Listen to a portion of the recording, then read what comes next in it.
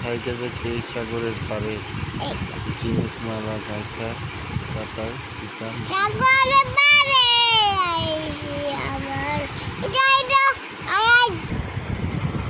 30 টাকা কেজি মাছ বাবু বেয়ে খাবে গো জল।